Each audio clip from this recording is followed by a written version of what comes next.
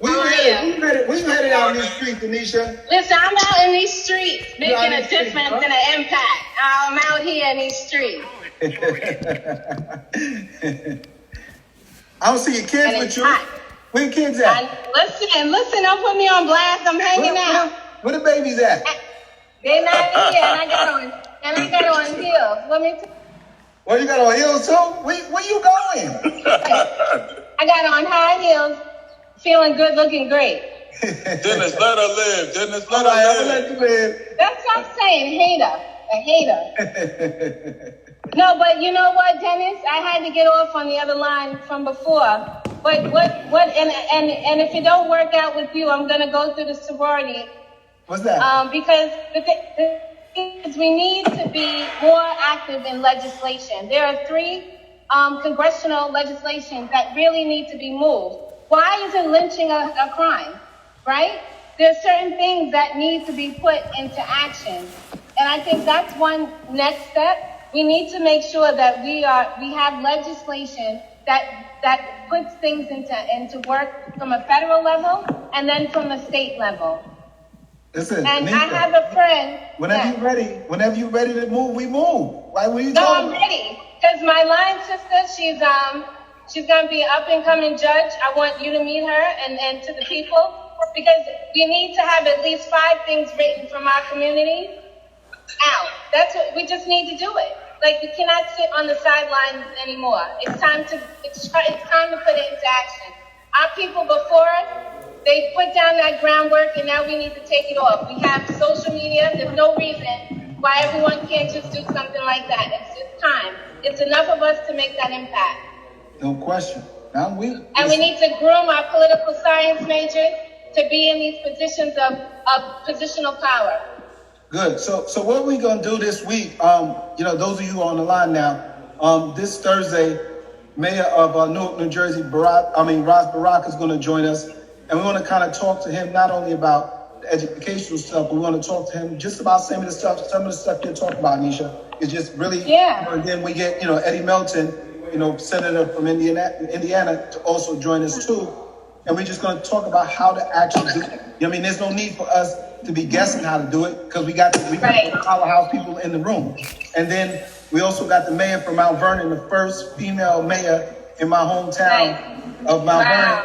She's going to come through. And in about 2 weeks, I'm going to let her come back and really address the room. So we got some real powerful people who are interested in what we do. So there's no need for us to even think about the next move. We just going to ask the right questions. Hey, Doc, can I give an example of what we've just done in Indiana? No doubt. So yesterday, all weekend, I have been working on our Black Caucus legislative agenda on this issue. So what we've done is we did a press conference yesterday. We've issued immediately would be ruling that certain maneuvers like the chokehold and things like that are illegal. Yep. So what the purpose of doing that is giving the community and giving the public some policy they can push for, and that can happen right now on a statewide level. Yeah. So we have 4 demands. We asked them to create a commission on police and criminal justice to go through all the existing laws, state laws, as it relates to law enforcement, and dive deep into to identify which policies project racism and police brutality and everything like that. So there's a series of others. I can send that out to folks. But what I would encourage is connecting with the Black Caucus in your state, seeing what they're doing, what type of policies are they recommending. If they aren't, I would suggest putting some together and asking them to make this part of their agenda and to push forward. Because the only way we're going to make change is through substantive policy change. That's part of it. But there's also a cultural change that got to take place. Good. No, thank you. Love that. Thank you for sharing that. Hey, Dr. Hall, Chanel. Dr. Hall. Yes, I'm here. Were you and your family out protesting a couple of days ago? Did I see Yes, that? in Far Rockaway, Queens. So, you want to talk to us a little bit about that experience and how it was? Because I think you had your children with you, correct? Yes, yeah, we took the children with us. We started out with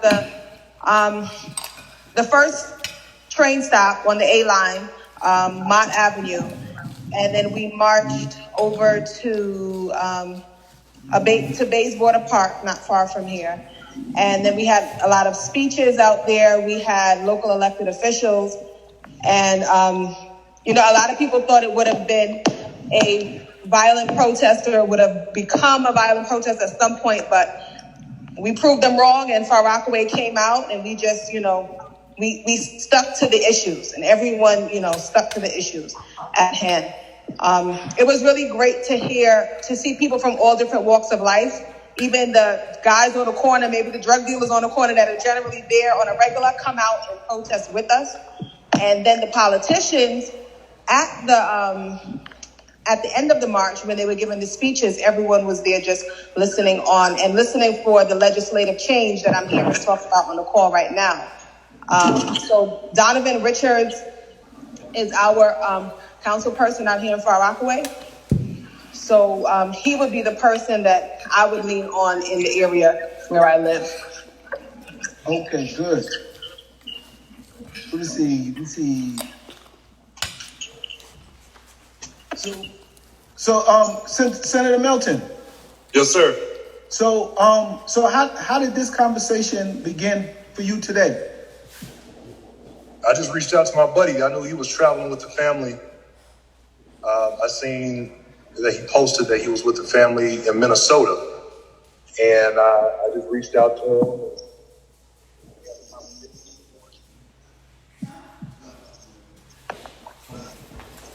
So, I'm back. The purpose of what I'm trying to do is that people know that we are the platform for us. We don't have a platform for us to speak about our agendas, to speak to each other the way we need to be spoken to. And that's what we have. So when Eddie calls me, the senator, because I know when he calls me, it's always about something that he's going to do something the next day about. And, I just thought this was the most important platform and the best way to showcase it in the middle of what's going on, to give this family and whatever platform they need to say what they want to say and to tell us what's going on. Because he wants to talk daily and tell us what's going on. And the reason for us knowing is so that we can tell the other people that we're actually what to do, what's going on, and how to fight, And even with the bishop, the perspectives is from so many different perspectives. This is from economy to religion, from the therapy to the education, and that's all represented on this Zoom. So that's what this is. This is a flex, but it's also a positive one. This is us showing how a proper revolution is performed. To me, this is a revolution. This is my looting. This is how I can say I'm playing my part. Mute your mic, Anisha. So that's really what it is for me, and for us to be able to tell whatever narrative that we want that's going to help us. Bishop? Well, especially at times like this, it's very important to be there for the family, be there for the Floyd family, and let them know they have supporters, love, Anisha, mute your mic.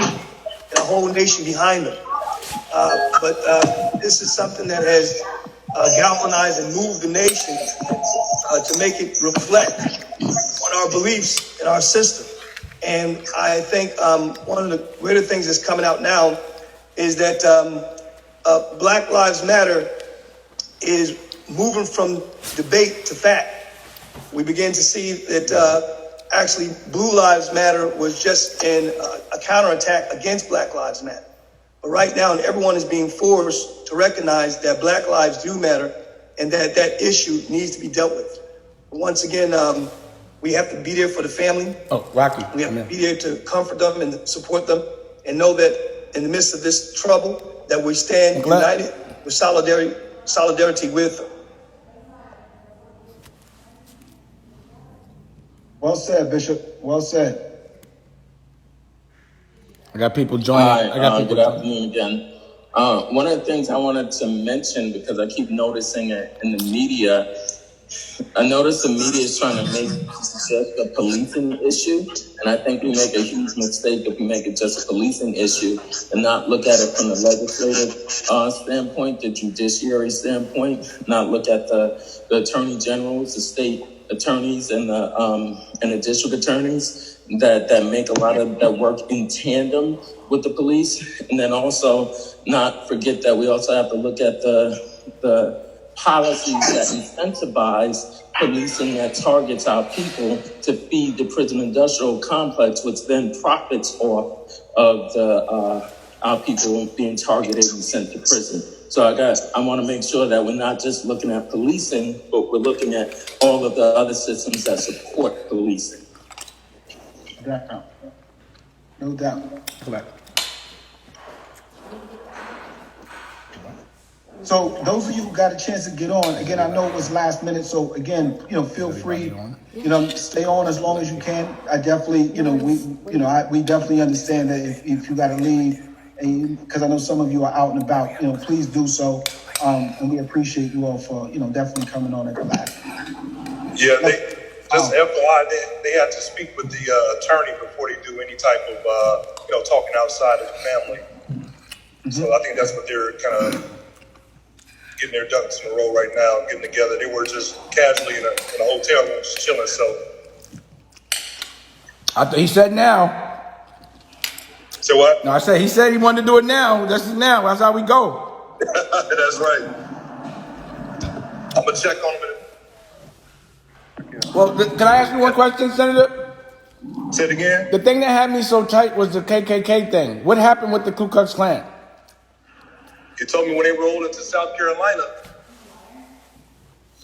the Klan was, from what he said, it seemed like they was there waiting, or there was a strong presence when they pulled into town, and that's where he felt that it was real.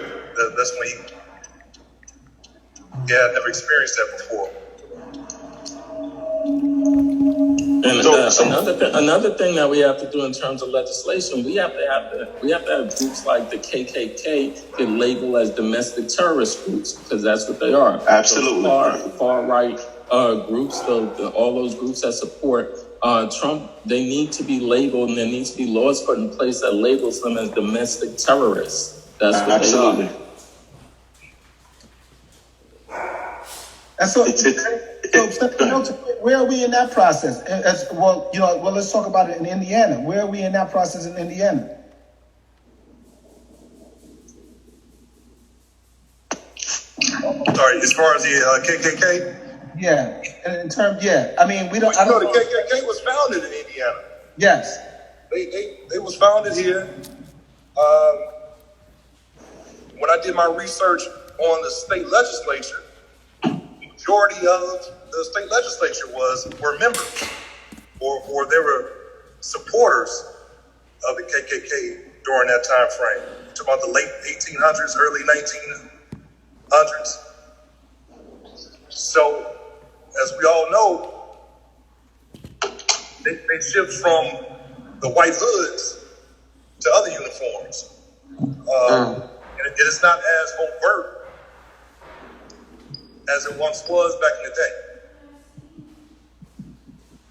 So when I traveled the state, when I was running for governor, I'm at least happy to say I didn't run into any issues.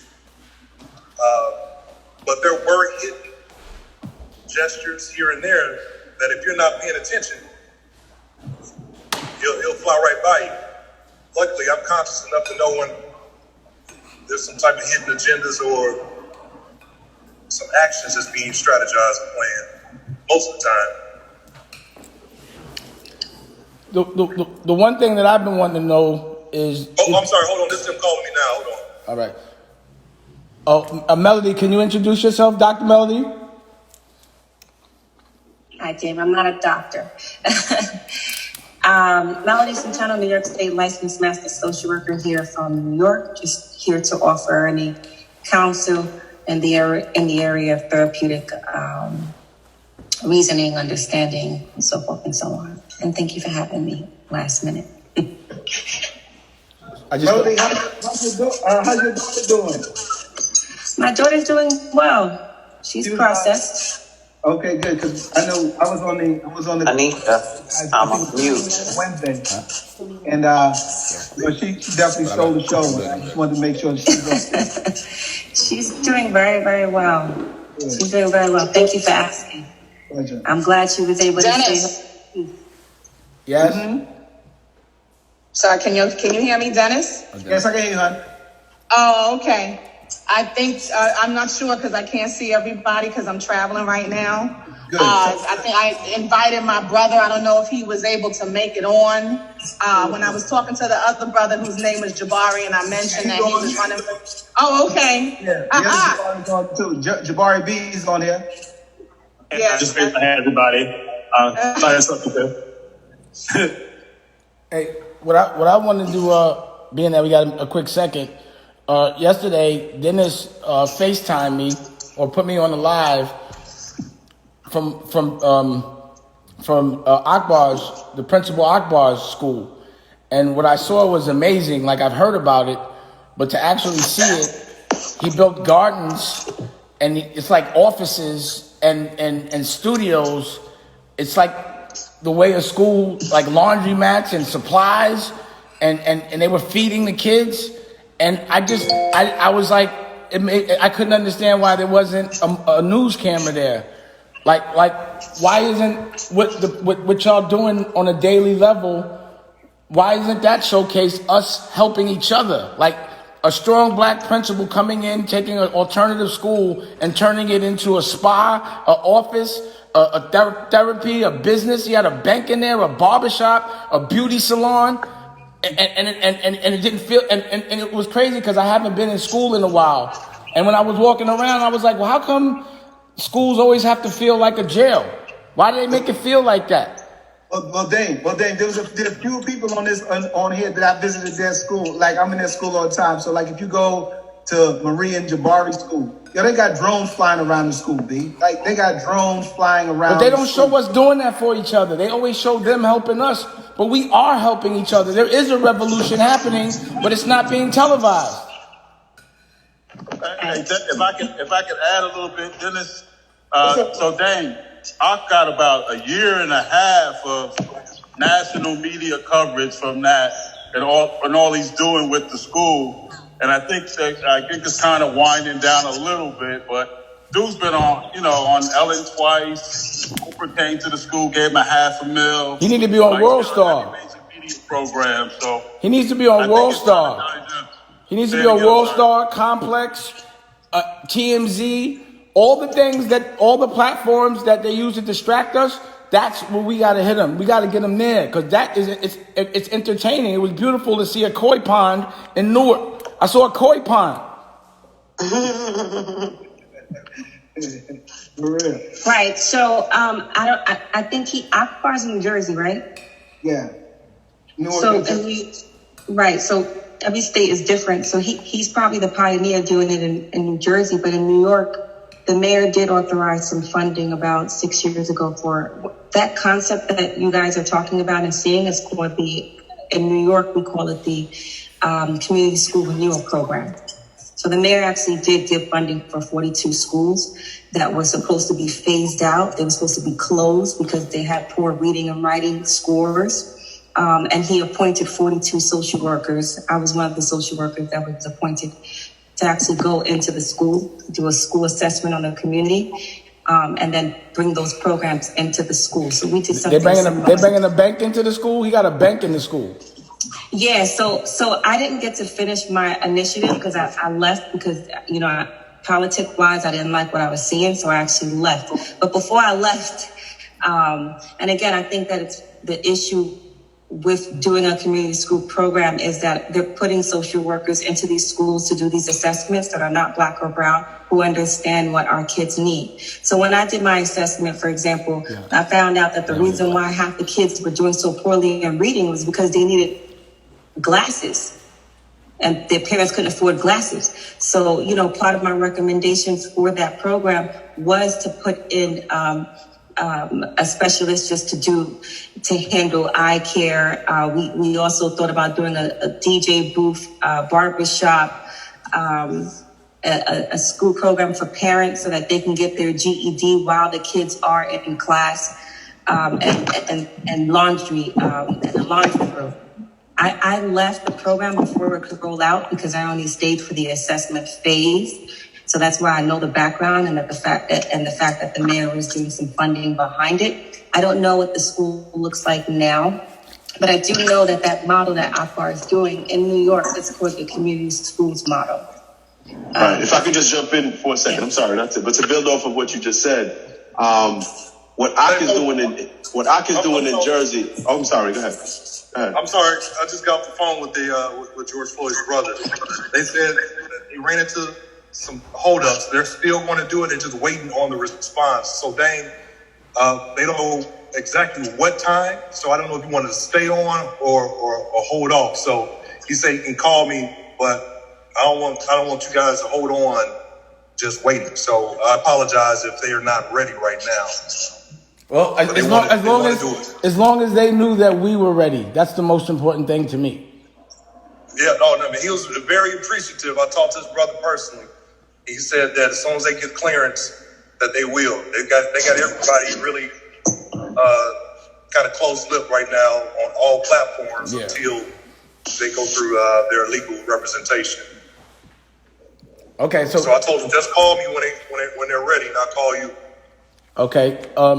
I mean, I know everyone has things to do. This was an emergency. We could still talk, but if we could just be on deck, I just think it's important. But it was again, at least that family knows that we're here, and that at the snap of a finger, we have some real serious people that are ready to showcase whatever they want and have intellectual conversation that will help. And that's power. That's real power. That's real revolution to me. This is the strongest gang that we could have, if you want to call it that, to me.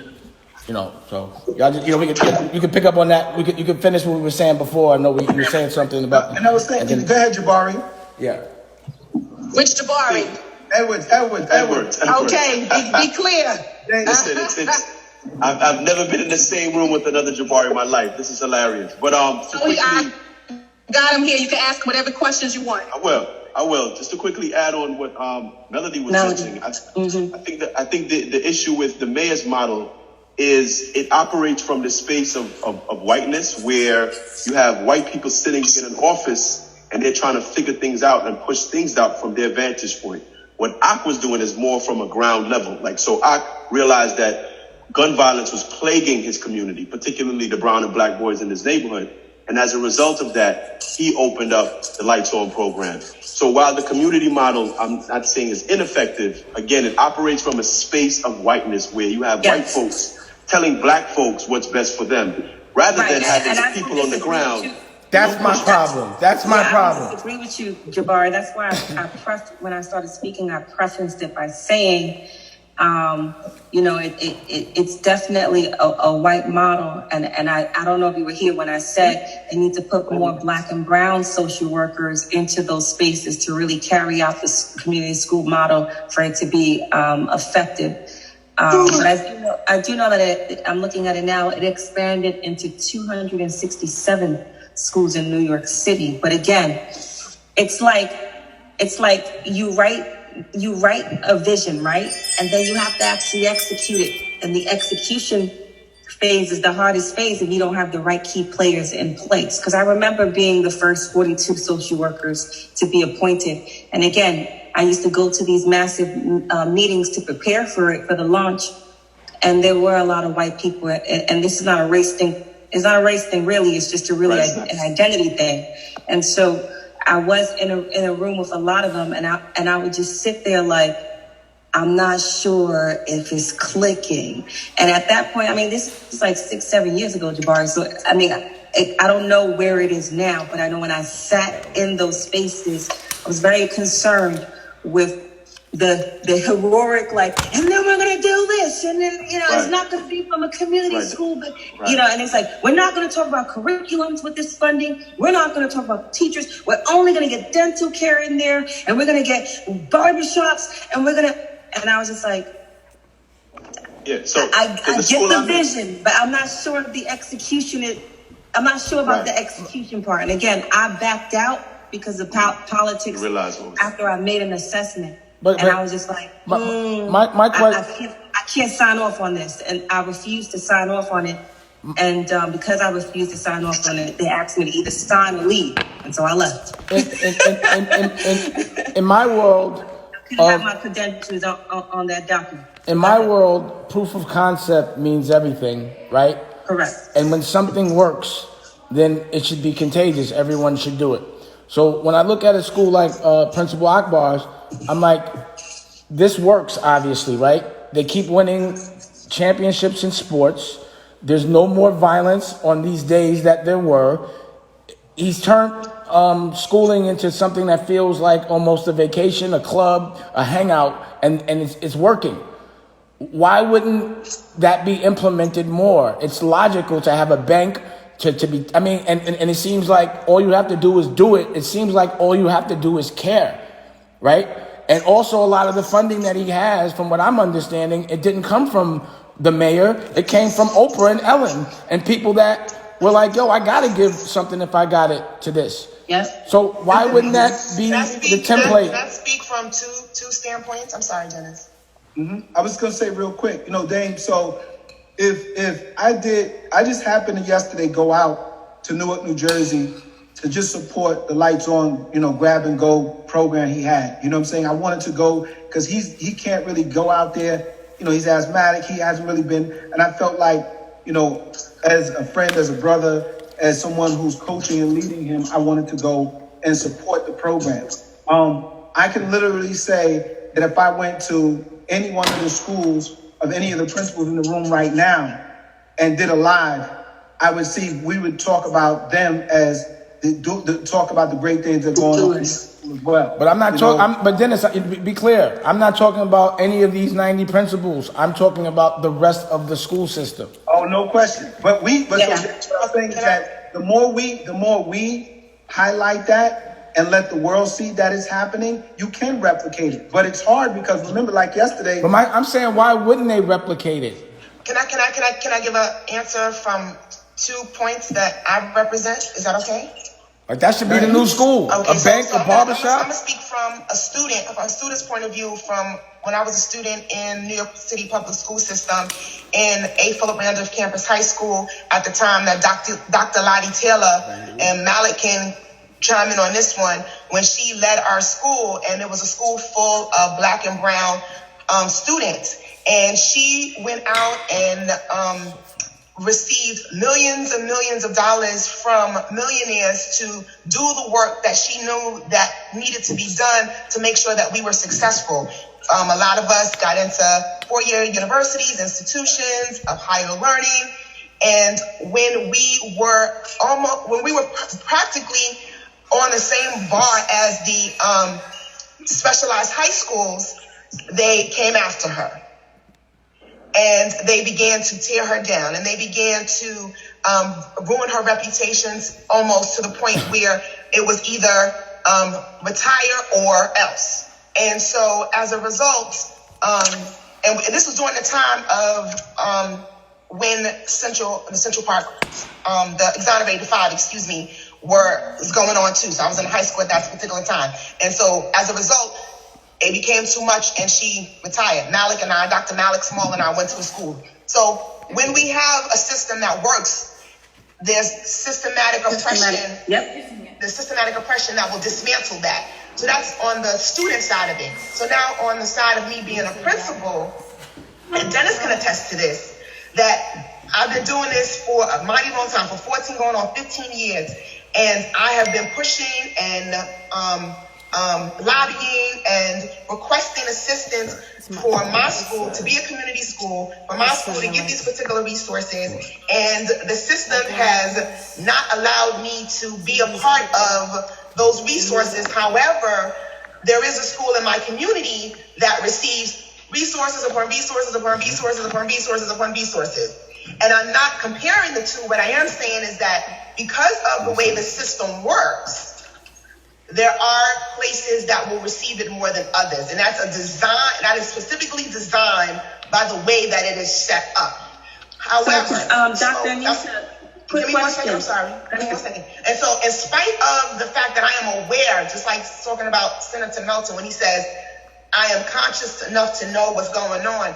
In spite of that, I'm still doing what I need to do because we're creative people. And I lead by my faith and what I believe in, that I'm still able to make it happen to the point where, you know, the violence that has really occurred in my immediate area of my school is really down, and my employment for my families is up. And Dennis can attest to that.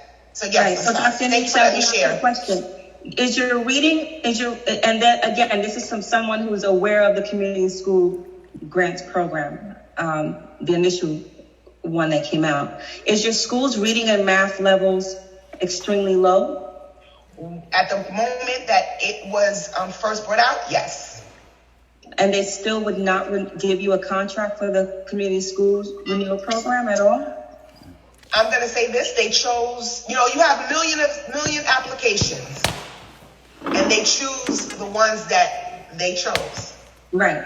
And so let me just affirm you by saying, and I see, let me just affirm you by saying, and this could answer Dave's question, that again, what we said the other night, there's a lot of systematic oppression, not just in police brutality as it relates to the police department, but it's all systems, including the school system. Because I know for a fact that the first 42 schools that we were able to approve, there was secret reasoning behind that. You know, it's like any system that you know. They try to be, they say, again, there's fairness and there's a lot of behind the scenes stuff too. And I commend you for being one of those schools that still push through it regardless of you guys being able to receive the resources or not. Because the real answer here, Dame, is that it also really just depends on the principals too. Because sometimes the principals, like she said, are, and again, even for me, once they saw that I wasn't going to be down with a lot of things, the atmosphere changed. The way I was looked at changed. Can I say this real quick? The way I was treated changed. Can I say this real quick? And so it was like this unspoken pressure for me to fold. And when they saw that I wouldn't fold, but this particular school that I was working with, when they saw I wouldn't fold, then things got progressively worse. Until then, they just flat out said, "Will you sign? And will we use your credential for this approval or not?" And I said no. Can I say something real quick? I just don't want y'all to get real quick. My point was, and what I was trying to come to, logically speaking, the reason why they don't do it is because it works, right? Yes. And because it empowers us the right way. Now, I want to bring it to religion, because again, it's hard to call it church, but it's a church. I didn't know what I was walking into, and I saw art galleries, I saw singing, rapping, I saw filmmaking and music. And I'm like, and then what he's saying, I'm like, in my mind, why, and I'd like the bishop to speak on it because it's important, why is even religion presented to us a certain way? Because it's to keep us in a certain kind of control. But Bishop, just can you break down where you feel there's racism in religion and how that controls us? Well, it's when it comes to American Christianity, it's been rooted in racism. But the thing about my ministry and what we do, I come from a highly educated family, and I believe education is you can get addicted to. So what becomes your habit is what you transfer to those around you. Each person, they are the average of the 5 closest people they're around. So what I've done with the love of my grandparents, degree, others their doctorate. The majority of our leaders are principals and teachers. So when you have people who experience a spiritual change that affects them economically and empowers them, this is something that strengthens them. But I believe white supremacy is the root of the problems, and that strands and goes through every area of American society. And the police is just one offspring of that. But once again, it goes back to the root. And the root is white supremacy is God is white. And we see that when it comes to Christianity is actually an African faith, built and established by Africans. The Hebrew people were African people. Then when we see Christianity go to Europe, we see actually it's nationalism. It's nationalism when you have the Church of England. It's nationalism when you have the Greek Orthodox Church, the Russian Orthodox Church. It's all that's nationalism, Lutheran Church. So you had people to nationalize their identity and basically strip Christianity of all its Hebrew and African roots. So I go at the core of that. But where I get people at, I don't do that from a position of religion or a position of belief. These are historical facts. So when you're dealing with historical facts, you have to deal with educated people. So when I'm dealing with educated people, I don't want you to put your religion in. I don't want you to put your religion in. I want you to admit if it's true. If it's true, then embrace truth. That's the bottom line. And that's the perspective that I deal with. So when you do that, it sends shockwaves. So there's shockwaves going forward. But I definitely believe Christianity as it is today in America is a slave religion. And the name Jesus is a slave name. We know the name Jesus is a slave name because it's not the true name of Christ. The name Jesus never came from heaven. Well, it's a proven fact the name Jesus comes from England. But the thing is, when you deal with that from an educational point of view, just from education, it's just a basic fact. Is what I'm saying a fact or a lie? So I hit people directly with that. Where I get pastors at, I get pastors by this. There's something wrong when I can get more proof from Google than the pulpit. So there's no pastor who can disagree with me factually that these are facts. And that's why I hit people very directly. So the youth, I'll be 54 June 25th. So basically I'm old in my ministry. So the youth, they galvanize around that and they feel empowered. Basically, we have people from all backgrounds in our ministry, European, Caribbean, Latino, Black, African. So basically, you have people who feel empowered. But once again, one of the most powerful scriptures, my people perish for lack of knowledge. So when you hit people from this perspective, it's very, very key. So I come up against a lot of religious paradigms. And in doing so, it forces people to embrace truth. Another thing that I encourage people to do, I'm very adamant that if you claim to have a personal relationship with Christ, then why don't you study other faiths? Because if you study other faiths, that shouldn't change your belief of you having a personal relationship. And if I had a personal relationship and do have a personal relationship with my mother, just because I speak to someone else, that doesn't make me discount my mother. So it's very bold in that. But I believe where we are right now, I believe we're at a Boston Tea Party moment. When we know when the nation was founded on terrorism, the nation was founded on riots. And it's very important how people place a narrative.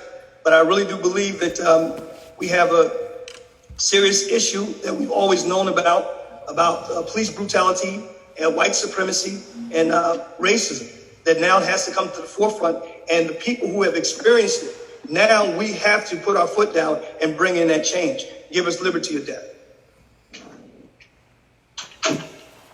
And hey Dame, like I say, I got some new people who just came on. So you want to give them a quick update as to what's happening, so that they have the option of either staying on or jumping back on with us shortly. Sure. The Senator Eddie Milton, he hit me this morning, and he said that his one of his close friends was very close to George Floyd, and has been with the family, and is personally seeing what's going on. My trigger was the disrespect of the KKK. He told me I actually heard about the KKK, but I saw the KKK. And in that moment, it's just disrespectful. And I hate that they always play that where we're not. They don't do that in Watts, and they don't do that in Harlem or Newark. And it aggravated me. But at the end of the day, he wanted to give the family a platform, even though the family has a platform, but they wanted to talk and tell us what's been going on day to day as they're seeing it. And the senator, again, he's back on. You there, Senator? You could refresh her because there's new people on and tell them why we're even on this call in the first place. Senator, I guess you can't hear me. So yeah. So Dennis was saying there's new people, and he wanted us to tell them why we were here in the first place anyway. Right. Like I mentioned earlier, a buddy of mine, I attended HBCU, Kentucky State University, and a buddy I played football with was from Houston, Texas, and he grew up with George Floyd. They played football together. I think it's called John Yates High School, and he's currently with the family right now as they're traveling across the country, having a couple of different ceremonies to celebrate the life of George Floyd. And he mentioned to me that they were entering into, I think what did he say, North Carolina, South Carolina? Yes. One of them.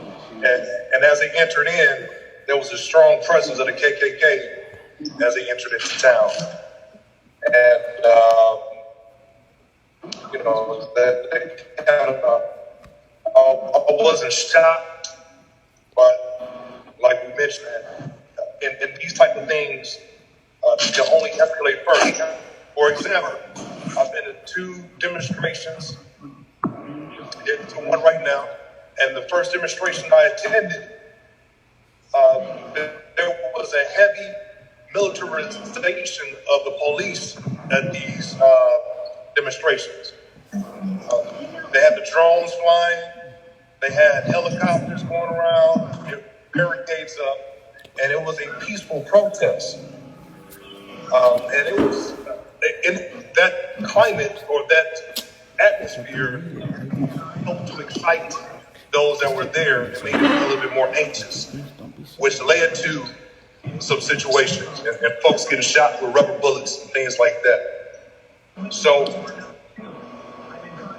we're just in an interesting time. I think the bishop hit it on the head in terms of from a historical perspective, but I think Dane hit it on the head in terms of using our platform and our influence to make true change. So, and that's all I'm trying to do, and be a part of when I reach out to you guys and engage in these level conversations. Why isn't the family treated like our royal family, where they're like overprotected? I'm just curious as to what the precautions are, to protect the family and make sure that the movement isn't stalled by like some act of violence. Right. My buddy said they do have security with them, and I believe that there hasn't been an incident that I'm aware of. So, which is positive. But I think based on what we've experienced, we got to, like you said, we got to do our best to protect it. We're heading to a demonstration now, trying to get directions to a place. But I'll be jumping off in just a second. But Dane, like I mentioned before, the moment I get a call from them, I'll hit you up. Thank you, Senator. Hey, Taj. Okay, no problem. Taj. I saw Taj. Taj. Hey, what's up, brother? Can you introduce yourself? Taj is go ahead. Introduce yourself, Taj. I'm Taj. I'm a marriage and family therapist. I'm also a doctoral student in my clinical psychology program as well. I'm from Los Angeles and changed my life around for the better. So now I'm trying to help others who have gone down similar paths as I am, and I'm doing that through the mental health field and as well as advocating in my community in Compton and some of the other cities surrounding Compton. And we have a TV show called Healing is Gangster. And, I've always thought that I know I need therapy, or at least someone to give me an objective opinion to validate or tell me if I'm doing things right or wrong. And I've always felt like in education, in war, the police, in anything, there should be therapy. And that's the thing I'm trying to make cool. So our program is called Healing is Gangster. How is this affecting, not, because we talk about, how how does this affect our leaders, like us? What kind of therapy can you give us so that we can give the right message to other people? I have a platform. It's important I say things correct. It's important I have the narrative correct. But I am affected by everything that goes on. How does everybody on here affects people? How is this affecting us, and how do we help affect people right? Correct. The first thing is to acknowledge, what we're feeling, which I see Melody here. We had a conversation about this some days ago when we did the forum, as far as just being able to say what you're feeling. I'm angry, I'm upset, things like that. These are emotionally charged times, and it's very easy to let our emotions get the best of us. That's not to say that we shouldn't be angry. That's not to say that we shouldn't be upset about these things that are going on, but it's very important for us to be able to breathe, slow things down so that we can make rational decisions, because every decision that we make, especially the people that are at the forefront of this movement, affects the millions of other people that are also out there in the field and things like that. So we have to be very conscious and rational about our decisions. Even though we are upset and angry about these situations, we still got to be able to think things through coherently and make good decisions. And you do that by being, aware of your emotions and advocating for yourself and not being afraid to ask for help. Like, I think Dame, he's a good example of that. In the community that I come from, it gets, you can be looked at as weak for coming and saying, I need some help, emotionally regulating, I need some help. And, we're trying to turn that down and show that it's okay. It's actually a show of strength to go and get help, for whatever trauma that you've been through, especially coming from communities such as the ones that we come from. Yeah, just to add on to what Taj is saying, I think that we also have to have the self-awareness to understand that 4 or 5 things are happening at once in our psyche as we go through these days. And that's our identity is being questioned. We're being triggered. We have past experiences ourselves personally connected to racism that are now coming to the forefront of our minds. We have leadership positions as well. We're questioning our leadership position. A lot of times, and one may apply and the other may not. We also have uncertainty that we have to navigate through as leaders as well. And so, like what you were saying, Taj, as leadership, we have to submit to some kind of counsel at the same time to help process every single thing that is going on with us at the same, while we're trying to navigate through these days. And to add on to what she's saying as well, like what makes it difficult, especially being Black, is that not only are we dealing with generational trauma that goes back hundreds of years, but we're also dealing with the day-to-day trauma of constantly being in survival mode, constantly being in fight or flight. Okay, so not only are we trying to process hundreds of years of generational trauma that's affecting us biologically, affecting us mentally, but we're also fighting the day-to-day. When you throw in oppression, when you throw in poverty and all the things that come with being Black in this place. So, it gets very complicated, especially if you're not aware of the things that you're feeling and you're not, emotionally regulated, like Melody was alluding to. Right. I think that's just so profound, and I want to thank you both for being here. I think it's such a important dialogue to have with school leaders, and then I can't help but to think back to 20 years ago I made a decision not to complete my school psychology program, and I left after a year because I just was felt to feel like I didn't belong. And I know that what you said to me, it wasn't just to me, but Melody, something you said about the just the present. In school psychology, a number of our psychologists don't even look like students, and a number of those tests, like the Wechsler, the DAS, all those things, the WISP, it's not even connected to us as a people. Yeah, and so, right. And I left the program, and I'm leaving here thinking gosh, do I need to go back and finish that? Because there's just so much, because when we don't complete these things, we give up our seat at the table to make these decisions for not only impacting our kids and our communities, but our schools, and even like when I was talking about legislation. And so I was thinking about like what Dane was talking about conversation.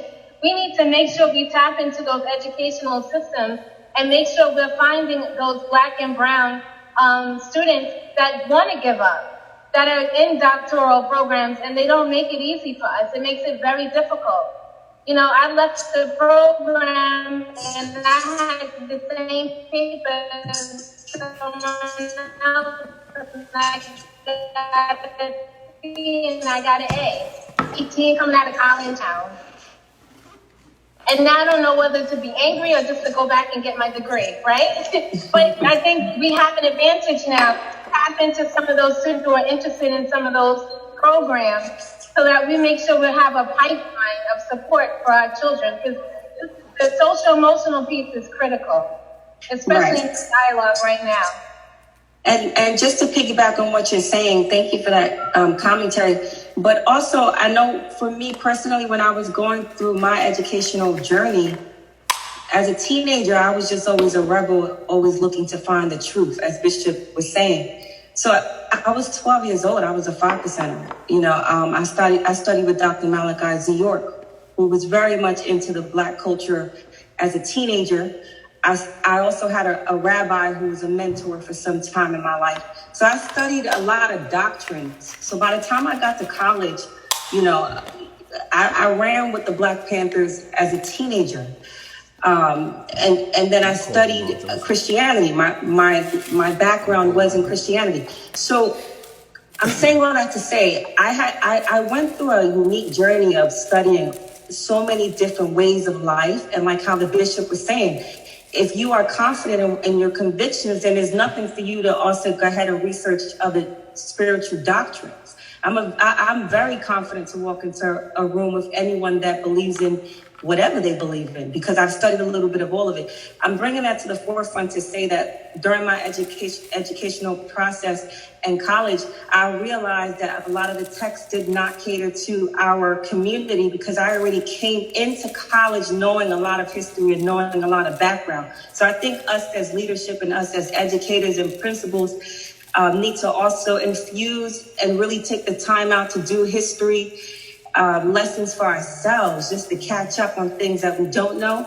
And I'm pretty sure there's things that we already knew, because there was a lot of things happening during the time that we were in our process of becoming leadership that we just need to go back and tap back into.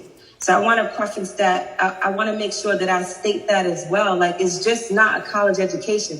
I sometimes get discouraged to throw out my credentials and to throw out all of my degrees, because I'm very much well aware that, yeah, I'm registered. Yes, it qualifies me, but I had to do a lot of extra legwork just to make sure that my identity as being Afro-Latina was included in that journey, so that I don't stay tunnel visioned on the big agenda that I don't agree with. So I just want to add that in there as well. Right. While still maintaining my position and my call.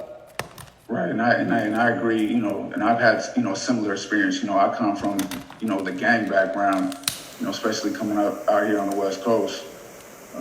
You know, I was one of those, you know, Black and brown kids that you're talking about, you know, that was worrying about, you know, survival every day, and, you know, thinking that, you know, you was soft if you went to get help and things like that. So I think what's very important about those of us that go seek education and those of us that go and actually get these degrees or get whatever certifications that you get, I think it's very important to go back to the youth, like I always say, and educate them, you know, as young as possible, you know, down even in the elementary school about, you know, coping mechanisms. How to teach them early how to deal with the pressures that are going to be on them, because it affects everything, you know. So, Taj, can I ask you a question? And I guess it's for you and Melody also, in terms of you guys work in mental health and healthcare, right? And I know that a lot of the studies come from a Eurocentric kind of school of thought, but we're working with children who are not Eurocentric. We're working with children who come from African-centric cultural reality. So how do you reconcile the two? How do we help children that look like us using tools that weren't designed for us. I think that one of the powerful things that we got to know, at least in this room, is that we have some amazing principals that although they have to comply with their educational policy, there's still leg room where they can try to see how they can also infuse some of this information in between in a creative way. Like how the principal was saying earlier, they didn't give her the funding, but she found a creative way to make it happen. I don't know, I'm not a principal, so I don't know how strict those policies are as it relates to information they can teach and they can't teach, they can and cannot teach. Maybe they could speak more to it to provide the clarity. But I do know that some principals that I have worked with, at least here in New York, find a way to infuse it in their town hall meetings until they can try to create a coalition that'll help to start building the books and the materials that's needed to add in addition to the material that's being provided by the education system. So that would be my feedback on it. And I'm pretty sure some principals want to jump in to see and to validate or to correct or to clarify. Right, but I'm asking specifically about mental health using tools that were designed to make Eurocentric healthy, Europeans healthy. How do we take those tools or look to discard those tools and use tools that are going to help our children? Well, the tools that I tend to use when I'm in Compton and I'm dealing with some of the youth there that I do groups with, a lot of the techniques that I use are evidence-based stuff that affects you biologically that you can go look at and see the effects of. For instance, things like mindfulness, just simple breathing techniques, that there's several different forms of, getting oxygen to the brain. This biologically has been proven to open the prefrontal cortex so that they can think better and learn better. Okay, these are things that work in just humans, just period. Because you're right, you're very right. The one thing that I found, being in this this profession is that most of the experiments are based on the white Caucasian male from the 60s. I found myself feeling very out of place when I first started my education. But what I had to do was, and this is what I encourage others to do, I use my experience as being an Afro-Latino man combined with, like I just said, the evidence-based. Okay, what makes people like myself and Melody, able to assist is perspective, and you get that through experience. I've experienced depression that I'm trying to help. I am my client. I am the people that I'm trying to help. I look like them. I talk like them. I walk like them. I fell into the traps. I was just lucky. God blessed me to survive these things.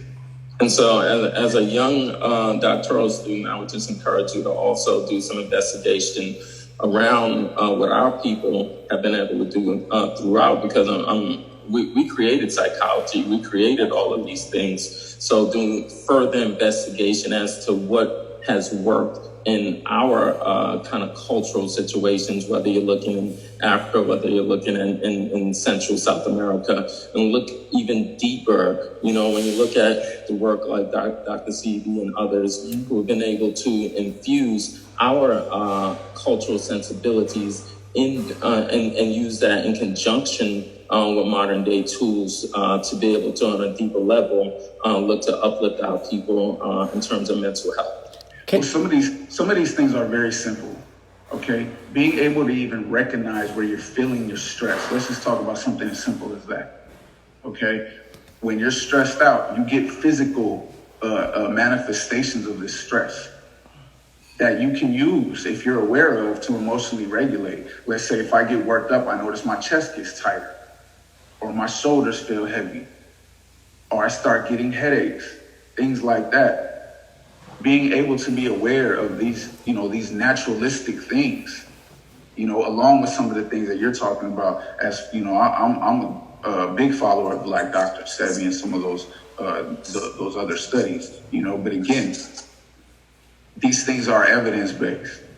What's helpful? Taj, also, go ahead. I'm sorry. No, go ahead. I was going to say, Taj, I would just like to say that is so important because a lot of our students, Black and brown students specifically, are always operating in survival brain mode. And if we know about the way in which the brain works, the survival brain mode hijacks the ability to stay in a learning stance.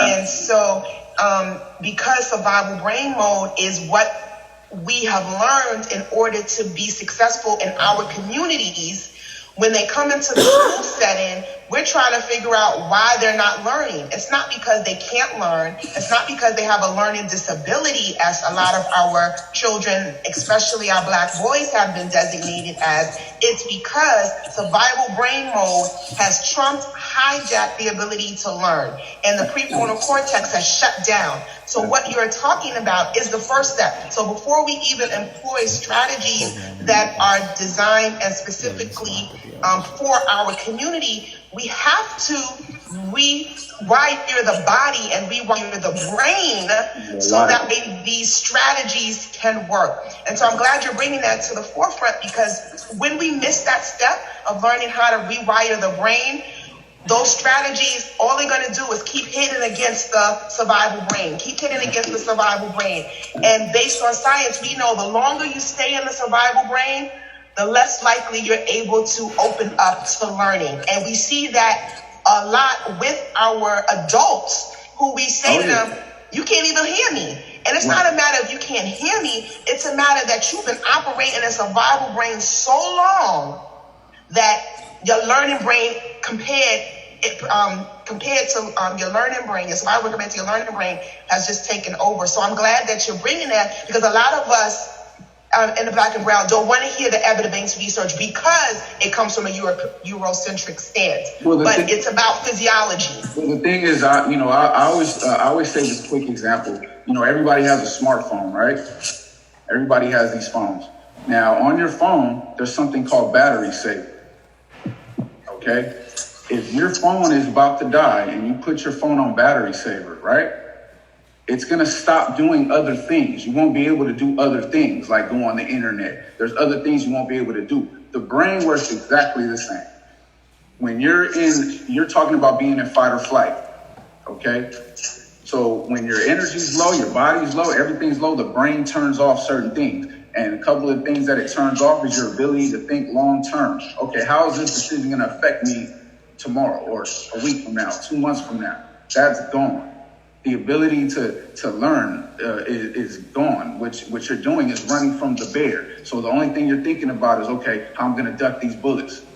Here come the police. How I'm going to do this. How I'm going to do that. You're not thinking about how really these things are going to affect you. And to put it in a capsule, this is what happens when you have things like black on black crime, okay? When you're not recognizing your emotions, people say, well, how can it be so easy to do this to your brother and to your sister? I'm gonna tell you, because we're not aware of our emotions, we're in fight or flight, so we're not even physically able to process our emotions, but the anger is still there, and it has to come out somewhere. And usually what happens, it explodes on our own through gang violence, through black on black crime, and all the other things that are plaguing us at this point. So we have to recognize and address that first step of just getting out of survival mode, because generation after generation after generation, not only is it affecting us mentally and our ability to think, it's also affecting things like our respiratory system, your stress hormone, it's clogging your arteries. All right. When you mix that with the stress that already comes with being black, the lives get shorter. We're eating bad, and it just becomes a big rolling ball of just short lifespan. Can I say something? Just to add to what you're saying, Taj. Okay. Just to add to what you're saying, Taj, whatever the brain can contain falls onto the body. Yeah. So youth who are constantly in survival mode, believe it or not, that's trauma enforced. So we do kind of like a performance-based practice at my organization. I'm the founder and the executive director of Foster Care Unplugged, where we specifically work with foster care youth from 14 to 24 years old. And we do performance-based practice, which is merging theater with therapy. It's called psychodrama. And a lot of our psychodrama tactics actually, first of all, they're survivor-led. So our groups have to be led by people who have also experienced trauma, because then that dismantles and shortens the time that that's needed to establish the proper rapport with clients. So when you have these subgroups that are happening and there's survivor-led, now you have that rapport established much quicker with the youth. And then when you're able to do that, now you're having these exercises to help the youth to actually pause, going back to what you're saying, Taj, and then relive past experiences through a therapeutic lens so that they can process, so they can strategize, so that they can then become more self-aware. And that can also help to support in their decision-making process in general. For the school setting, I know that some schools do, in fact, offer theater. So maybe, looking to see how you can merge theater with psychodrama in some kind of way so that it can support the youth who are entering the educational systems to kind of learn how to develop the skill sets needed to pause from survival, flight, or fight mode always. And when they strengthen that muscle, then that can help them to continue on with their journey as they come across things that they're going through in their life. Real quick, what I wanted to be clear about is my agenda, because the purpose of these conversations are solutions. So, and I learn every time I have a Zoom with y'all, everyone on here. When it comes to education, I just feel, just based on looking at the Principal Akbar's school, they're not going to give us the tools. We have to do it ourselves. We have to create our own education. They can teach theirs, but we have enough power in this room to teach our own. As it relates to therapy, the books that we read are not written by us. The studies are not done on our kind of people. But now that we have people like y'all, that's why I'm showcasing y'all. It's for us to write the books that will communicate to us because it's written by us. When it comes to politics, the reason why I think it's important that we talk to senators and congressmen is so that we understand how to make new laws. We know how to lobby. The reason why the bishop is important is because, as he said, he's only telling history and he only deals in logic. And they don't teach us that. So we need also a new perspective on religion. We need a new perspective, in my mind, on religion, a new perspective on education, a new perspective on therapy, a new perspective on entertainment, a new perspective on television and streaming service. And that is the answer, and it's now in our hands because we're aware and we're capable. We know the problem, and we are actually in control of providing the answers. So that's why instead of complaining about things, I just need to know what the problem is and figure out how to fix them. I know how to fix this problem. I have the source. It's y'all. I've never been this powerful in my life. We can now make these books for everything we said, make programming for everything we said. We have enough power to make our own college, and every teacher is a principal. And that's the narrative if we want it to be. At least this is my agenda. Real talk. And that's what I want to say. All right, so I have a question for the principals. Can you bring change without being disruptive? yes and no, I feel like. No, I feel like no such thing. No such thing. Very, so I can't speak about every district or school district, because when you think about Principal Akbar, and we were on the call the other day and we were sharing some of the bureaucratic tape that we face in New York City, there's things that we can and cannot do by virtue of our position because we signed on the dotted line to be principals in New York City. So we're bound by certain bureaucratic rules, regulations, policies, and things of that nature. So if you are fearless and you want to break through the red tape, or if you reached a certain place in the system where you can do those things, then yeah, the answer is yes. Or if you are in a school district such as Newark, where you heard those Newark principals saying, I don't have that issue, I can do what I want to do, then the answer is yes. But if you are in a school system, which a lot of bureaucracy, as I was already saying, like New York City,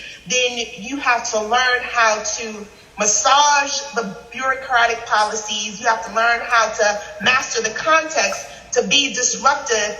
And then if you jump and take that leap, are you willing to face backlash? Is your back strong enough to deal with the media repercussions for them to create a narrative? Because New York City has a great media force that likes to create a narrative to make you feel. We have a network now. We're the narrative. Right. No. Just to answer, no. I'm just trying to answer what the bishop is saying, to create this scenario for individuals who may not be on this platform. That if you want to be disruptive, you come into the system wanting to do great things for Black and brown children, and then you realize, if you are green with knowledge, that your efforts may or may not be welcome. So if you have the heart, the courage, and the desire to do it, then go right on ahead. But if you realize that your livelihood may be in jeopardy and you don't have the backing, support, or courage, then you're going to either compromise or begin to be wavy in your thought process. So that's I want to answer Bishop, and so my answer is a conclusive no. Right? You look at Frederick Douglass's words. Power concedes nothing without a demand. And it's simple as that. And he also said, if there is no struggle, there is no progress. Those who profess to favor freedom yet deprecate agitation, right? And you know the rest. So I think it should be a given that we must have the courage, we must be courageous, and we must be savvy enough to use the tools that are at our disposal to get done what we need to get done. I don't think there can be a situation where we're not standing up and saying, I'm going to do what I need to do. So I believe in looking at the rules of the game and then outsmarting everybody else and using their rules to beat them. That's what I mean by massaging. Right. That's what I mean by massaging. Because I'm never going to back down. God gave me this one life, and I plan to live it. And if I can't wake up every day and earn my pay my rent on earth, my rent on earth is me making sure that I leave those that come after me in a better place than I met them. So, if you're not agitating, if you're not willing to be uncomfortable and make other people uncomfortable, then growth and change does not occur. And that's just a law of nature.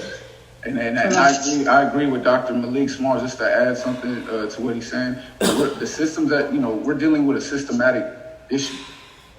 So anytime that you interject into that systematic way of doing things, you're disrupting. Now, there's several ways to disrupt, but it is disrupting. And we have to come to grips with that fact.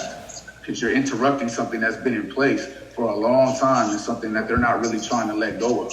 And I think the principals that are in this room are disruptors, and they are willing to take that leap. So the description that I gave, I think, represents a long line of principles. So it's not just one, but it is the fact of the continuum that is present in the system. So that doesn't mean that, we talked about this the other day on the call when Dennis kind of brought to the forefront that you have to be comfortable where I am in this fight, right? So I may be the one who may feel comfortable to be in that position that Dr. Malik Smalls talked about. I may be the principal who may be comfortable in the position of being at home, not on the front lines like my son. So there are different ones of us in the spectrum, just like Taj said, but there is a bureaucratic system, and you may not even know how to master the context. You may not even have the information like Malik has to speak as eloquently or from a historical standpoint as he does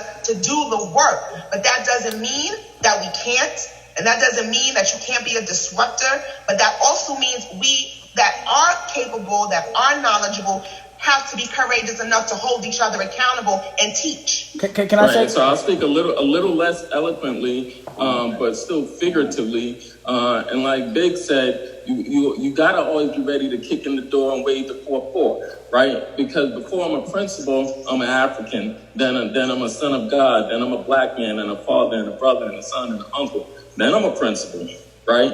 And so you got to recognize and be rooted in who you are first, and then use your station in life and use your specific skill set to disrupt and accomplish the things that we need to accomplish. Absolutely. The reason that I asked the question is because the other day, when we had the police officers and correction officers here, I was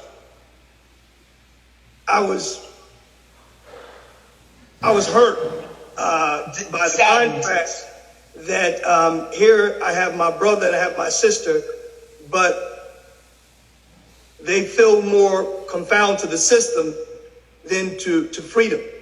But the other reasons that I brought it up is because both of my grandfathers were bishops. Both of my grandfathers were pastors. My mother's father was a Baptist pastor, and my father's father was a Pentecostal pastor, and that was unheard of, getting married, those two groups, in 61, because their doctrines didn't agree. To make a long story short, my grandparents taught me to be disruptive. When I read about the prophets, when I read about Christ, all of that, they brought disruption. So coming from an educated family, an educated background, when I began my ministry, I had my own business. Wall Street took eunuchs and eunuchs took salaries overboard. Anyway, long story short, when I was coming full time into ministry, I was explicitly told by other pastors that I would not succeed. I could not succeed.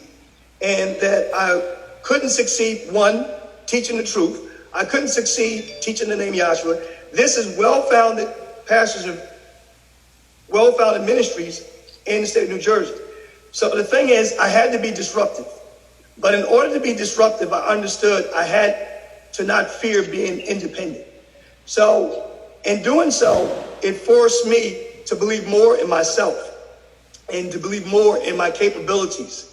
In other words, I knew I was going to get zero financial backing. I knew I was going to get zero support. I knew I was not going to be invited to preach or teach anywhere. But throughout all of that, I'm now respected for only one reason. I don't even think I'm respected for what I believe in. I'm respected because I survived and succeeded without them. And now of that, I'm going after the masses. But I find out in going after the masses, it brings a disruption. What makes me different, I'm not trying to be funny, but what makes me different is that I'm kicking history, but I'm also going to kick what they call the Holy Ghost. I'm going to kick prophecy. I'm going to kick speaking in tongues. I mean, I got it locked down. I'm just being blunt. And I believe the reason that I'm so drawn to Mr. Dash is because I believe now is the time for change. I cannot pass another lying America down to my 4 girls. I am not going to do it. I'd rather die than do that. But it comes a time we have to stand and fight. I also want to address what Dame said. Just so you know, Dame, there's a lot of work that's already been done around curriculum that's specifically geared towards our children. I think just to really get to what you are asking, I think we need to look at what's already been done, and then around curricula that is culturally relevant, and look and see whether we can use it, and if not, how we can innovate on it and then bring it into our schools. Because even in my school, I got the curriculum that they gave me, but then I have the curricula, an additional class that I created that just deals with our history for our children. And we bring in documentary work, we bring in all kind of other pieces. So I think Dr. Malik, absolutely right, because we got to have that curriculum. So I say we start looking at what's already been produced and then look and see how we innovate it for our needs. And Dr. Malik, I know you were saying that y'all, not me, because that's the reason why I'm coming to y'all, to look at the curriculum so we can make a new one. But the narrative, number one, my whole career has been disruption, right? And the only reason why I'm drawn to every principal here, the bishop, is because this is disruption. This is disruption. And I'm saying we have what I found, right? Like, let me just give you context. Me and 2 other people, I knew that us 3 could change the world in music. And I did that. with 3 people. When I see this amount of people, you do not understand what I'm seeing. I see the answer. We have the therapeutic answer, which the world needs. We have the education answer. We have the religious answer. I don't even have too many more questions. I have the answer. The answer is us. And I'm not talking about anybody else. Right now, I'm talking about what we have on these Zooms. With these people here, we can change the universe. It's too much power. And yes, the bishop said the most important thing. No fear of being independent. You cannot have fear of being fired for making money for other people. You cannot have fear of that. And I'm only saying that with emotion because it's not anger, it's power. I feel power. And you're absolutely I right. think everyone's The secret to life is to have no fear. I don't remember who said that, but it's absolutely true. The secret to life is to have no fear. If you're living in fear, then you're not living. So I agree with you 1,000%. And just to say something to you, Dame, I know I said this a couple of weeks ago, but when you brought this point again, because you keep driving this point home, because I think some of us are still not getting it. I got it, and I'm taking you up on your offer, and I took the leap, and I'm taking the leap because of me being a disruptor for so long. It felt like you were the only one in the space being a disruptor moving forward. So when you look around and you don't see people living and doing the things that you're doing, and you're like, you're the single mother, you're raising 2 kids, you're like, how else, when am I going to do this? How am I going to live? Because I'm not that savvy with the system, although I know the system isn't right. But having someone have your back is totally different, and it gives you a different level of energy, confidence, and belief that you can do what you know is in your brain or what you see, right? And so, like I said to you when we first started this about 8, 9, 10 weeks ago, you give me 5 minutes to pick your brain. You honored that, so I thank you. And so those of us who are wondering how to do it, they thank you for being open enough to share with us, because sometimes it gets so bogged up inside that it's not a matter of I don't believe that I can do it. It's will I have help? What if I do it and then I'm out here by myself and you don't know what to do, right? Because of the lane that you're in. So for me, I'm clear, and I think I told you that. I'm clear what I need to do. I'm clear how to take the step, and the strength that has been placed inside of me by my God is here, and the time is now. And I told Dennis, this whole forum, this whole pandemic has created opportunities for those of us who've been praying for an answer, for it to happen. And so if you don't see it now, that this is the answer, then you ain't gonna never see it, and you really wasn't about it, and you really didn't have the grit, and you really weren't on your hustle game, and you really didn't want to make a change. So that's from me and what I have taken away and stepped into by being here. And so once again, I thank you because, and even Anisha said it too. She said, thank you because you forced her and her husband to create businesses. You know what I'm saying? And I shared with you the other night, my husband was like, don't even cook dinner. Hands in your business. Get on the call. Continue to learn. Continue to get information. Even now, when we were called for an emergency call, my husband was like, go. Because the information I'm getting here and the strength and courage, we sitting down as a unit and making sure that we doing our part. So, I don't want you to think that the 90 of us are moving in the direction that you see. No. I see it. That's why I have every time I think Anisha, I appreciate Dr. y'all. Riley also does a great job at also identifying all perspectives and allude to what she's convicted about, which is really cool. And I think that just from a therapeutic perspective, when you want to, so for example, what she said earlier about the different approaches, right? Some people are going to be very, very forward with their approach. Some people are going to understand policy and try to, like she said, massage. So for an example of someone who wants to massage the system so they can still maintain their position as a principal because of that dotted line that they signed. Because guess what? the system can just replace them. And now they have they will replace them with somebody that's not thinking about creative ways to make that change. So some principals want to still hold their position there so that they can be the change and not be replaced with someone who can't reach their kids. So in that particular situation, I feel like the person who wants to be the massager, the policy may say you must infuse theater arts in your school. And a part of your budget line to do that is we're going to give you X amount of money to do that, right? So now you have a bucket on your spreadsheet of funding just for theater. Now, if you're part of this collective group and we continue to build, you're saying to yourself, Melody has a performance-based model on theater with therapy.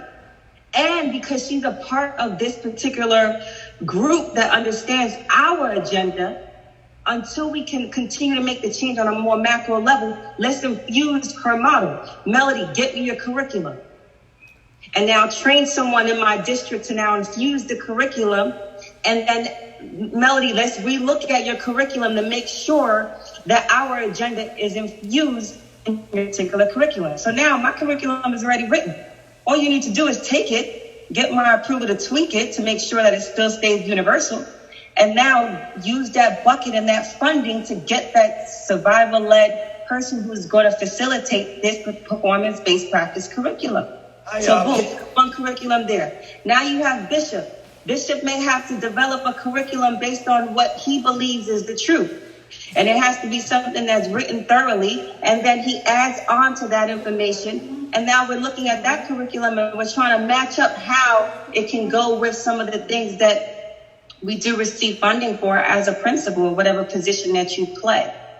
If you are the massager, if you are not the massager and you want to kick in that door, regardless of what you sign on the dotted line, because you're that fearless, then you can also take a different approach too. I don't think that. Can I say one thing real quick? Go ahead. I just want to give everybody an answer right now. This is right real quick. Everyone here will be a millionaire and be able to help people at the same time. This is the millionaire map right here. If anyone has a pen, just draw a circle, right? That's you. Everyone here, if you make a book, I'll be your partner in the book. Everyone here, if you make a documentary, I'll be a partner in your documentary.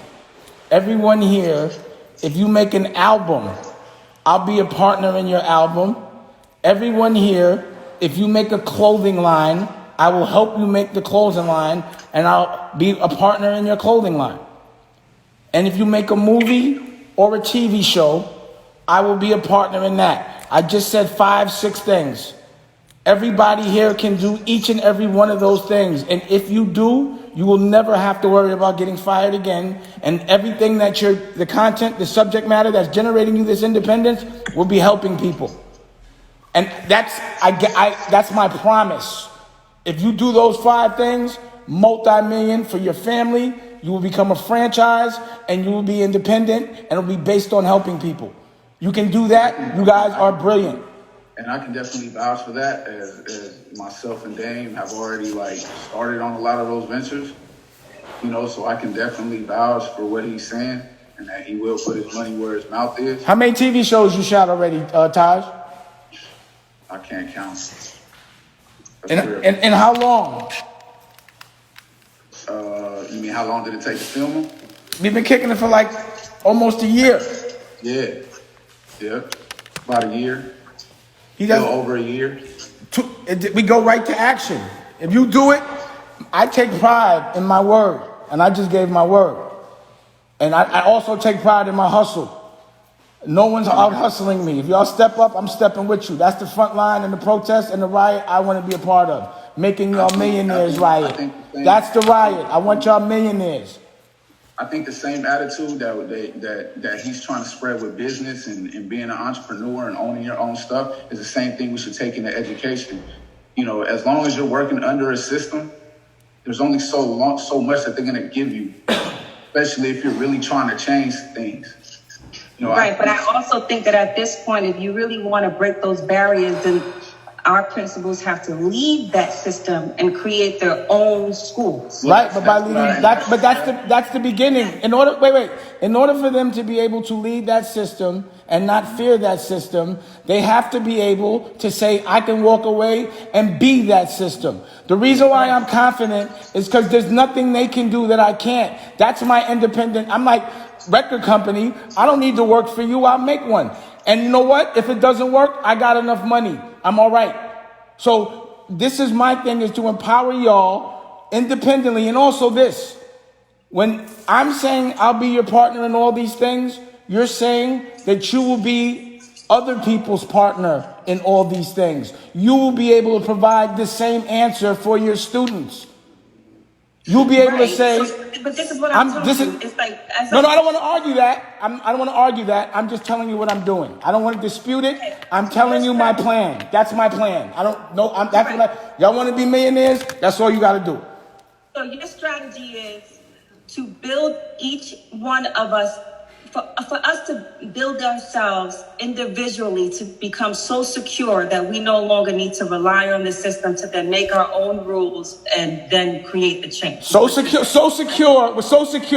that you can fire the person that just tried to fire you.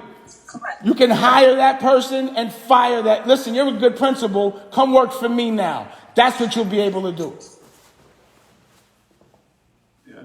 I mean, I think it would be more advantageous, to look into the information about, starting a new school. That's a bigger picture. You can't help anybody until you can help yourself. You can't make a millionaire until you've been one. No, so what he's saying, in addition to that, I'm sorry, Melanie, in addition to that, really saying that while you're still in the school system and getting yourself together, also start doing the research. Yeah, that's chess. That's chess. At the same time. Chess, that's the bigger picture. Take your money and do what you want with it.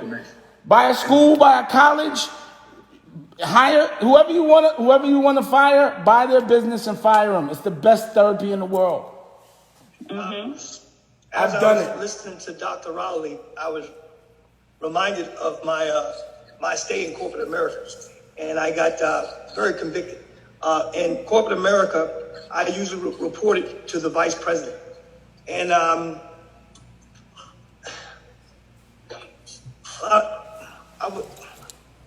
was the only black male. And so my policy was, out of every 10 person I hired, 3 of them was black. And it was different in the 80s and 90s. I mean, I don't know. I haven't been in corporate America since 99. But to hire a black person, to bring in a black person for interview, you were scrutinized. I remember when I got hired at Merck. I remember they told me, you speak so articulately. I got 2 degrees and he's telling me I can speak. And that's how come I would have to say that my independence, it takes a while to get there. But then when I left, like I said before, I had a BMW 850. You know what I'm saying? So when I began my ministry, I had my own money, and I used to do everything. You know what I'm saying? I used to buy everybody a pizza, buy everybody Bibles. But anyway, I brought that up because you have to learn the process that you're in.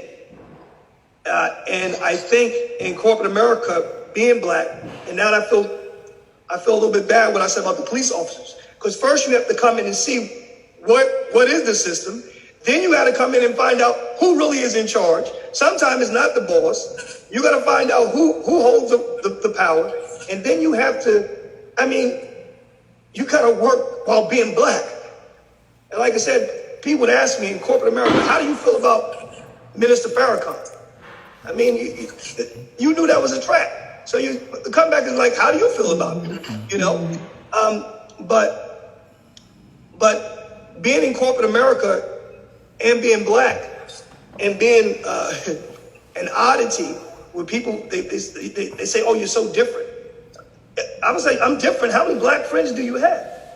But I really felt convicted just now because I did not hire the best people. I had to protect and insulate myself. And then being in the field that I was in, no one took me at my word. So I would, like I do now, whenever I come in with a subject, I'm coming in with like 20 books. I'm going to show you books. This is what this person said. So I had to always validate myself what a white man said. And this is technology. You either know it or you don't, you know. But and that's where we have a more difficult time, where we have to come in. It's not so much, sometimes it's not about your education. It's about learning how to navigate whatever system you're in. Correct. Absolutely. I mean, I think you have to have a level of being independent. I didn't come into the mental health game to work for the state. I didn't come into the mental health game to get into that whole bureaucracy, because I knew I wasn't going to be able to do what I came into this game to do, and that was to disrupt. You know, I want to help as many people as possible, but I directly got into the mental health game to help my people, because I saw a weakness there, and I saw that this was the best way for me to address it while staying out of jail and not getting killed. But it was never to get a 9-to-5 job working for the state, because I have to, working under them means I would have to follow those rules. And those rules are not made with my benefit in mind, with our people's benefit in mind. It's not. Even in mental health, it's not. I'm not in the education game. I mean, I work with a lot of educators, you know, but I would tell future educators, you know, the kids who are coming up saying they want to be teachers, the future principals, to think independently, to come into the game understanding, okay, this is what I got to start my own school. With me, I'm going to have my own, I have my own practice. Okay. And I found out how to do that. And I spread that information to the young people. And that's what we have to do with this education thing. You know, I don't know how you would go about opening a new school and a new curriculum. That's something I want to find out as well. But I definitely, if I was an educator, would start thinking in that direction. You are an educator. You are an educator. I just want to add on to that, because you are an educator. Everyone in here is an educator. Dave is an educator. The bishop is an educator. We don't have to be in a specific school system or working in the classroom to consider ourselves that. You know, and it goes back to whatever your purpose is for doing this. And everything that I've heard so far that we're all trying to do, it ties into what Dan was saying as far as, you know, making it look cool. Because even our kids, right? So we take it back to the kids.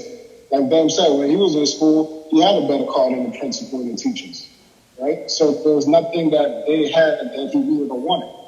So we have to take what we know and make it look cool, so to speak, so that we give them an option, right? I can't go tell one of these young boys that I work with, hey, don't sell drugs.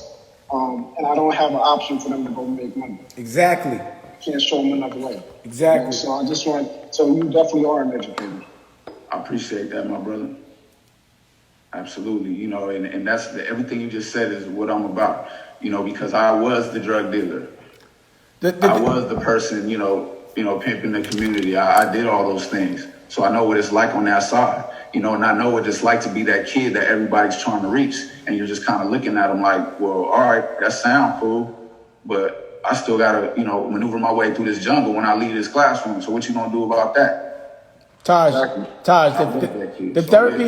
the therapy here for me is for everyone to understand that they no longer have to ask questions about how they could help themselves and help other people.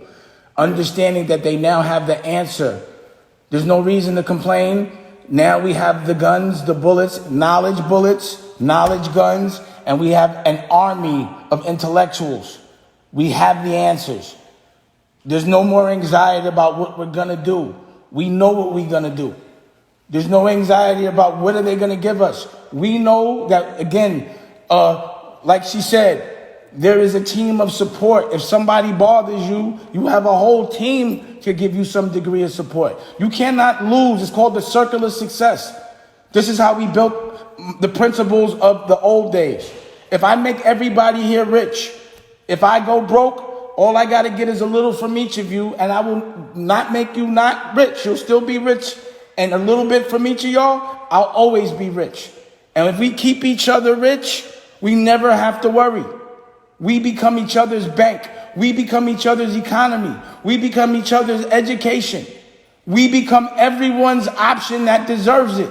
But you have to know, we don't have to look no more. We have to embrace that we are the superheroes. We are the Justice League. We are the answers. I don't care what everyone else is doing. I know what y'all could do.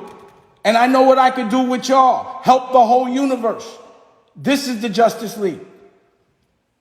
It's our responsibility because we know. Once you know, you become responsible. So we're no longer victimized. We're doing the victimizing. We're going to make them our casualties by winning and sticking together. And that's all I want is that spirit. And everyone here has it. We keep talking about everyone's anxieties. No one here seems insecure to me. No, everyone here is a disruptor.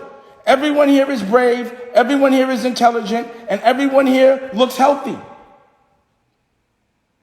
Let's go. I think one of the most awesome conversations I had with Mr. Dash was when we look at the black and brown community and those that are successful and those that are millionaires and billionaires. We have millionaires and billionaires who have become millionaires and billionaires under white supremacy, under white suppression. Then you have these people who survived in this unsurvivable mode, but you have the others who are still kept under the power thereof. So those who have survived it is imperative for them to reach down and help those and bring them up. I don't know if you guys feel what I'm saying. In other words, if you were successful in a system, you're not always going to bring change to that system because you've learned how to navigate and be successful in that system, if you understand what I'm saying.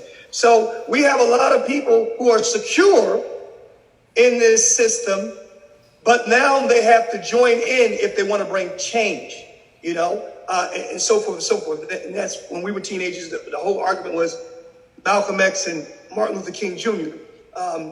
You had an educated black man who wanted to move up but couldn't because of segregation. Whereas Malcolm X, it was more of human rights. It's like, no, I want you to treat me as a human being. I don't want to live in your neighborhood. I don't want to go live in your neighborhood or go to your schools. I'm not looking to move upward. I'm looking to bring change. But I think that's also the root of a movement. The root of the movement is when you bring people from different classes, because white supremacy keeps a class structure. It keeps a class structure. So when we knock that down, it opens up people that have the freedom of mobility, especially with their thinking and spirit. And there's a lot of things that you can do without money. No. Information don't cost no money. Bringing this information to your neighborhood don't cost no money. But what we doing here, we already. But I want to keep that narrative. What we're doing here, we have enough money to make everything we said. Oh, you already money. Know. Don't even. I just want no one in here to ever worry about money. Yeah. To do something. Like, how I'm gonna do that? I ain't got no money to make a movie. That's what the partnering, the support. Right. There's enough. I got enough. We all got enough to make one at a time. Collectively, we can make it happen. Absolutely. But we can. But we have enough power right now to make it all happen at one time. Right. Whoever comes with the book first comes out first. Whoever comes out with the movie first comes out first. Whoever wants to get the money first, the independence first, it's on you. You have the steering wheel. You are the answer. No excuses right now. There's no reason to be sad. It's the time to be up. Look at this. I'm going to give you every one of my resources. Every one of them. Everything I got, y'all got. All right, so really quickly, if y'all could just take 1 minute to write it down. 3 things you're going to work on to support yourself with financial freedom. so that you can at least a book, a TV. I can tell you how I can help. A book, a TV show, a clothing line, a music company. We're going to learn how to pass some laws and documentaries. That's what I'm talking about. Right. So all I'm telling the group to do right now is to actually write it down so that the next time that we meet, we can start having a conversation as to what. And let's start on the school. Where y'all want it at and when y'all want it. Let's do that because that's the big picture. Now let's get to that. When do y'all want the school and where do you want it? Let's get it done. Well, if I could be so bold, we need a school in New York City. Where? Go look for the. Okay, now hold on. Go look. No, hold on. Go look for the space. Go look for the space and tell me how it's going to be run. And tell me when you want that school up. It's crazy that you mentioned that because there's actually a psych ward that's been right here in Brooklyn that's been shut down for years. And I'm like, why doesn't somebody take this campus right here and turn it into something? It's just sitting here in the back doing nothing. Let me know. And I actually wanted to turn it into a foster care kind of like college dormitory type thing. So, Anisha, if you and I, you want to have a conversation, we got to have a conversation. And there's a space up here in Rockland that I've been looking at that me and my husband been talking about that could be a residential school setting for students that we remove from. Look. Oh, wait. Just go. If that's what you think is a school, call the real estate agent and let's start talking. Got you. All right, so Nisha, I'm gonna hit you on the side. All right. No, I'm Anissa. Anisha not on the call. I'm so sorry, Anissa. Like also, if you're gonna dream, it don't cost nothing to dream big. It makes no sense to have a little dream. That's my whole point. So if it's a college I want, if it's a school we want, if it's a city we want, let me know. I'm the dream maker, and I do that.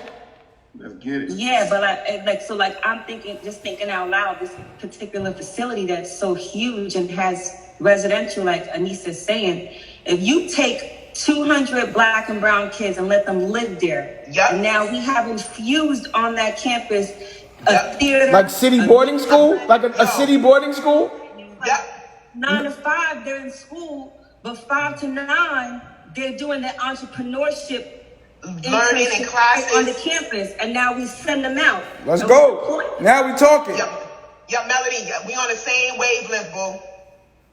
Yeah, so guess what? But then now you have what I could bring to the table. Let's say, Anissa, if you want to be the principal of that spot, in the background, every single thing that we do will have a therapeutic component. Yep.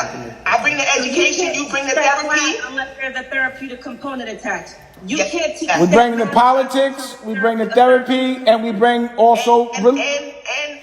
And Melody, and my original degree and my original purpose is in theater and the arts. So I'm a very creative person. So my purpose actually is to be an entertainer, but God has given me the opportunity to make a living and feed my family through education, which has melded together. So God has given me the creative thought process, the educational process, and you and I together on therapeutic side. I'll just write the curriculums. We got it, boo. You know, we could call it the Black House or something and just really just take, but like make it state of the art. So all these kids that are going through trauma, they literally are in New York, but don't feel like they're in New York. They feel like they've just been detached and removed. And then we just start unraveling a lot of their trauma while we start giving them the information that they need. And then from very, very young, you're doing like what, you know, and then maybe seeing if Akbar wants to sit on the board to make sure that it's infused with a lot of the things that he's already doing out there. Can I say something? Real quick. This is what we need. We need someone who knows how to write the grants and the policy because I'm a grant writer. See, look at that. Look at that. Also, can I say one other thing? Please don't limit this to New York because New York we're going to do New York, but it's the most expensive place. Those schools, I don't care. I'm just saying it will be so easy to set one up in one of them little towns. Any place that you got 90 principals, let's make that our franchise. Yeah, that's what I was just going to say. Jamie Allen just put Beaufort, South Carolina. Yeah, let's go there. That's easy. Let's do that. And I know South Carolina is hurting real bad. And then Todd says LA. So the minute we get the model that works, like you said, Dave, we can franchise it across the nation. Let's go. So now there's all these smart people, and we real estate, putting together a plan on what the curriculum would be, and also how much it's going to cost to carry it. But let's start looking at everything. That takes research. So look at the places, start thinking about the curriculums, and start thinking about how it's going to, how much, who's going to run it. A COO, Chief Operating Officer, a Chief Financial Officer to make sure the money's right, and then a project managers to make sure each project is being done, or one project manager to make sure all those things are happening. And then someone to make the aesthetics. And then someone to develop and be in charge of making the curriculum. It's a lot of smart people on here, but especially because of what we had somebody do down in Georgia with our black and brown babies up in Georgia, the school in Georgia. I'm not gonna mention the names about the school, but we can do it too. And Akbar already got the formula. No, that's not a conspiracy competition. I'm just saying that the model has been done to show that it is a fact. You know, and that's what I'm saying. Not everybody has their place, and I thank God for that school in Georgia. Trust me. And then also understand this school has a television network. That you're talking about? Huh? This school has Are you talking about Ron Clark Academy? Yes. But also understand this school was different, has a television network. Yes. This school has a movie channel. This school has a fashion. This school is a business as well. And also religious education, Bishop. Please, you gotta educate for what it is. It's not teaching religion. Teach facts. Teach what history. Let's say history. Call it history. History.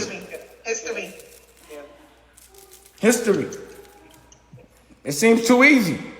I don't think it's a problem. I just broke it down in my brain, and we could do that probably quicker than making a movie. So Jamie, I know you put Beaufort, South Carolina in the chat. You know of a space in South Carolina? Or Dennis, I know you down there. So there's a few places. I'll look into it with Constance, but I've been driving and just pulled into my driveway. But yes, I do. All right. And Dame already know. Dame, that's only a few minutes from Hilton Head, baby. We were just talking about it. That's why I was like, that's the one right there. Let's go. So the question is, who spearhead the project management and organize different people and delegate and have a plan of action? Who, I would say, everybody that wants to do a school from where you at, put it there. Everyone that wants to do a school should be able to come with their own plan. And then whoever gets there, it's just like whoever's ready first, it will get done. Challenge me. Gotcha. Challenge me. Hold me to the fire. Let's do it. Let's do everything. The book, the school, the movie, the book, everything. Because now you got a school where they're going to be teaching the books you're writing. It's that easy. Yeah. We need this. And that's a revolution. That's a war. That's how you fight. By getting rich, teaching.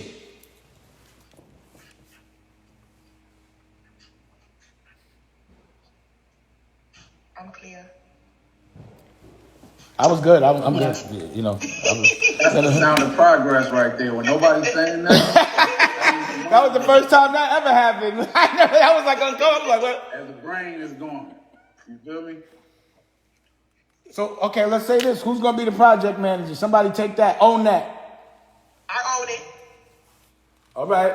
So then. I'm in South Carolina. All right, Jamie, we need to switch contact information. All right. So, So the first thing you do is you got to have a war meeting, a strategic meeting before you talk to us and give us some order. Just tell me who wants to do it. If we have places to start looking at, how much it costs. And then someone has to start okay, who's going to develop the curriculum? Who's going to be in charge of that? I can work from the mental health perspective, but I can't do the curriculum in terms of the academic side. So which principal is going to do be in charge of the curriculum for the education?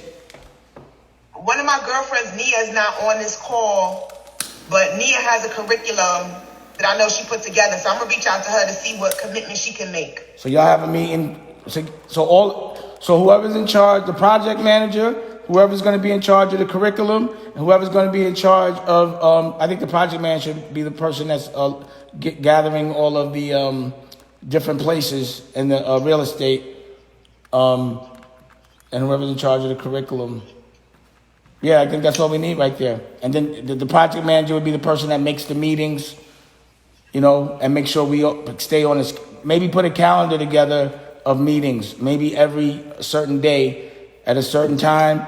You and whoever's in charge of the different categories have a meeting, and then have a meeting with all of us. And so it'd be like 2 meetings, a little meeting and a bigger meeting. Okay. That's how I would do it. And we just get on the whiteboard and we just knock it out. Also, I'm going to go call some people because the interior has to look crazy. It can't look like a gym. Yes. It got to look crazy. So we're going to do all that. And then we have to figure out a budget. You know I need you. Yeah, I'm here. All right. That was productive. I like that. Don't forget, y'all got to integrate the technology with your mission and your vision. Yeah, that's why you on this. That's why I pulled you in. It has to be. Somebody has to teach code. And there'll be apps in all the best and most logical ways, even down to Zoom classes for those that can't come. All of those things. I think all those options should be there.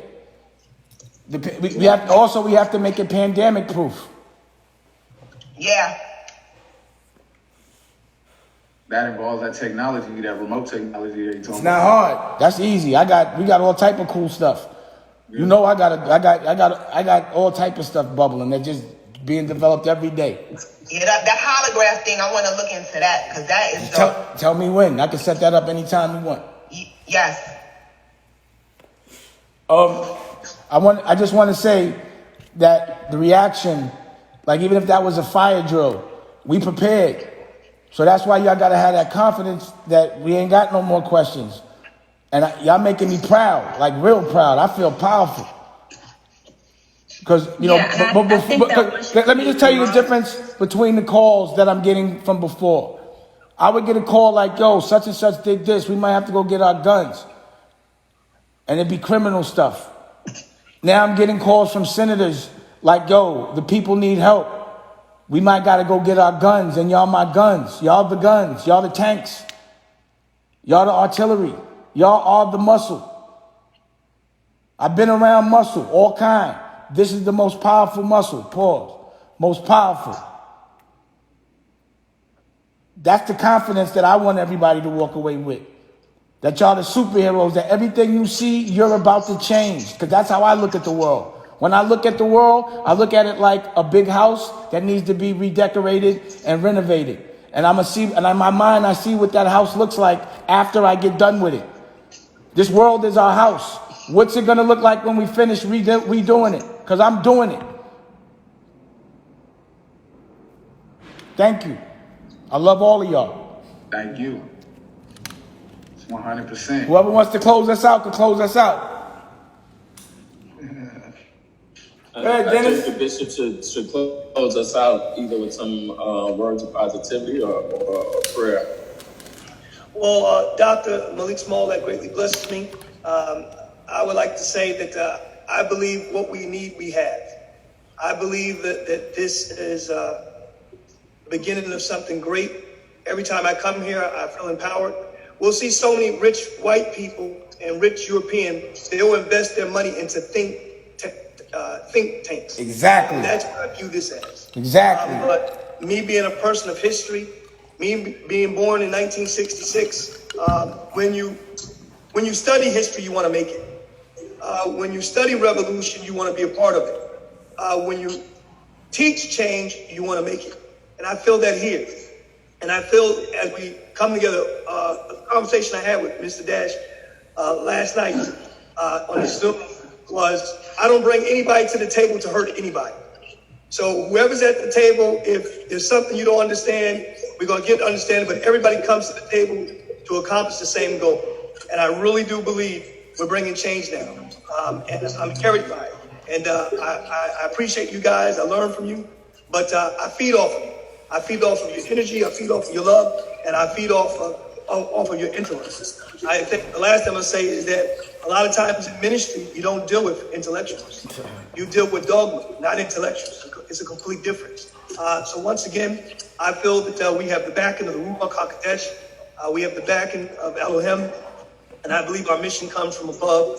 And I believe we're going to accomplish it. This is now the time to prove Black Lives Matter by being leaders that bring change. Thank you. Thank you. Really.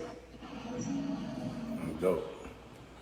All right, so if the brother does get on the phone and the friend, I will send that same 911 text, and because I do think if we have that platform and we can showcase that we can help him anyway, it's just proof of concept. Proof of concept is important, and consistency is important, and delivering is important. Now I got to deliver. I'm looking forward to delivering. I can't wait. Thank you. All right, Thank you. Salute. Thank you. Salute. Thank you. 100. Thank you. Send that Zoom to everybody. Hey, Rob.